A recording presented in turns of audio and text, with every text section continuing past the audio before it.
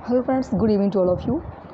Friends, आज मैं आप सभी को बताने वाली हूँ direct and indirect speech. Direct से इनडायरेक्ट स्पीच कैसे बनाया जाता है, आज से ये टॉपिक में स्टार्ट करने जा रही हूँ। तो आइए हम डिस्कस करते हैं डायरेक्ट एंड इनडायरेक्ट स्पीच को। तो डायरेक्ट स्पीच क्या होता है मैं पहले ही बता चुकी हूँ। इनडायरेक्ट स्पीच क्या होता है इसकी परिभाषा भी मैं पहले से ही बता चुकी हूँ आपको। तो आज हम इस टॉपिक को थोड़ा आगे बढ़ाएंगे, डिटेल में जानेंगे कि डायरेक्ट से इनडायरेक्ट स्पीच कैसे चेंज किया जाता है, डायरेक्ट को इनडायरेक्ट कैसे बनाया जाता है, एंड इनडायरेक्ट को डायरेक्ट तो बनाना आप जान ही जाओगे जब आपको डायरेक्ट से इनडायरेक्ट बनाना आ जाएगा, राइट। तो आइए स्टार्ट करते हैं। फ्रेंड्स, डायरेक्ट से इनडायरेक्ट बनाते समय रिपोर्टेड स्पीच में 3 चीज़ों को चेंज किया जाता है। पहला है आपका प्रोनाउन चेंज, दूसरा है आपका टेंस चेंज, एंड तीसरा है आपका नियर वर्ड चेंज, जैसे दिस का दैट, दीज का दोज, हियर का दियर, कम का गो, जस्ट का नाउ, इस तरीके स्टडी का the previous day and tomorrow का द नेक्स्ट डे, इस तरीके से नियर वर्ड को चेंज करते हैं। तो 3 चेंजेज होते हैं जो इनडायरेक्ट स्पीच बनाते समय आपको रिपोर्टेड स्पीच में करना होता है। तो एक बार मैं फिर से ये बात ज़रूर रिपीट करूँगी कि डायरेक्ट से इनडायरेक्ट स्पीच बनाते समय आपको पहले ये जानना ज़रूरी है कि आपको रिपोर्टेड स्पीच क्या है, रिपोर्टिंग वर्क क्या है। इन्वर्टेड कॉमा जब स्टार्ट होता है एंड जब बंद होता है, तो इन्वर्टेड कॉमा से लेके जहाँ से स्टार्ट हो इन्वर्टेड कॉमा, उसके अंदर से लेके जब तक कि इन्वर्टेड कॉमा ख़त्म ना हो जाए, बंद ना हो जाए, तो वो पूरा सेंटेंस जो इन्वर्टेड कॉमा के अंदर आता है उसे आप कहते हो रिपोर्टेड स्पीच।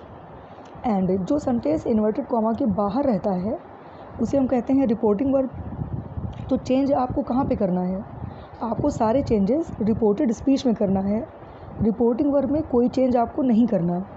ओके, तो ये बात क्लियर हो गई कि आपको रिपोर्टेड स्पीच में चेंज करना है जो सेंटेंस इन्वर्टेड कॉमा के अंदर आएगा, एंड जो सेंटेंस इन्वर्टेड कॉमा के बाहर आएगा वो रिपोर्टिंग वर्ब होगा और उसमें कोई चेंज आप नहीं करोगे।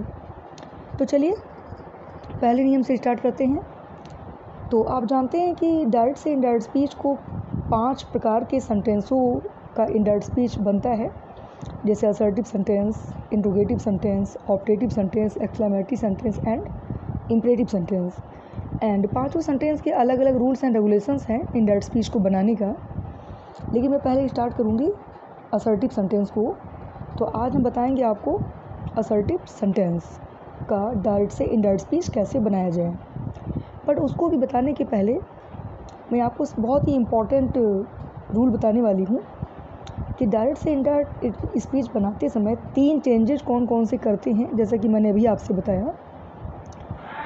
टेंस चेंज यानी कि verb change, and pronoun change and near word change, 3 परिवर्तन किए जाते हैं, वो भी किसमें, रिपोर्टेड स्पीच में। रिपोर्टिंग वर्ब में कोई चेंज आपको नहीं करनी। तो प्रोनाउन चेंज को कैसे करना है, प्रोनाउन चेंज का क्या रूल्स एंड रेगुलेशंस है इनडायरेक्ट स्पीच को बनाते समय, इसको आज हम डिटेल में जानेंगे, एक एक करके सबको जानेंगे। तो प्रोनाउन होता क्या है, प्रोनाउन का मतलब होता है सर्वनाम। And I, we, you, they, he, she, it, ये सब क्या है, ये सब सर्वनाम है। तो अगर रिपोर्टेड स्पीच में आपका सर्वनाम आ रहा हो तो उसे आपको चेंज करना पड़ेगा अगर आप उसका इनडायरेक्ट स्पीच बना रहे हैं। तो डायरेक्ट से इनडायरेक्ट स्पीच बनाते समय प्रोनाउन चेंज करना पड़ेगा। अगर प्रोनाउन आएगा तो वो कहाँ पे आएगा, रिपोर्टेड स्पीच में, यानी इन्वर्टेड कॉमा के अंदर जो सेंटेंस है उसे आप कहते हो reported speech. And reported speech में अगर प्रोनाउन आया है, कोई भी प्रोनाउन आ जाए, I, we, you, they, he, she, it, इसमें से कोई भी प्रोनाउन आ जाए तो आपको चेंज करना पड़ेगा। ठीक है, कैसे चेंज करोगे आइए नियम जानते हैं। तो प्रोनाउन होते हैं 3 प्रकार के, first person, second person and third person. First person में आई एंड वी आता है, यानी मैं और हम आता है। यू शब्द आता है सेकंड पर्सन में, एंड थर्ड पर्सन में ही, सी, इट, दे, ये 4 शब्द आते हैं। ठीक है, तो आई और बी फर्स्ट पर्सन हो गया, यू को सेकंड पर्सन कहेंगे, एंड ही, सी, इट, दे को थर्ड पर्सन कहेंगे।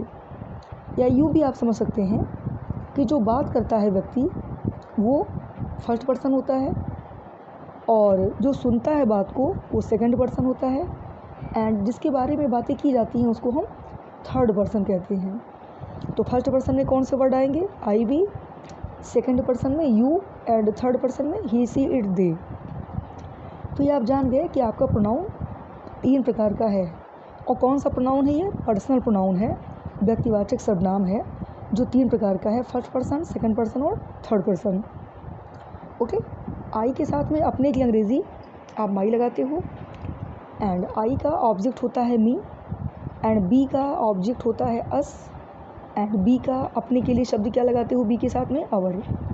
ऐसे यू के साथ में आप योर लगाते हो अपने के लिए, यू का ऑब्जेक्ट तो यू होता है, एंड ही के साथ में आप लगाते हो हिज, सी के साथ में हर, इट के साथ में इट्स, एंड दे के साथ में दियर, अपने की इंग्लिश।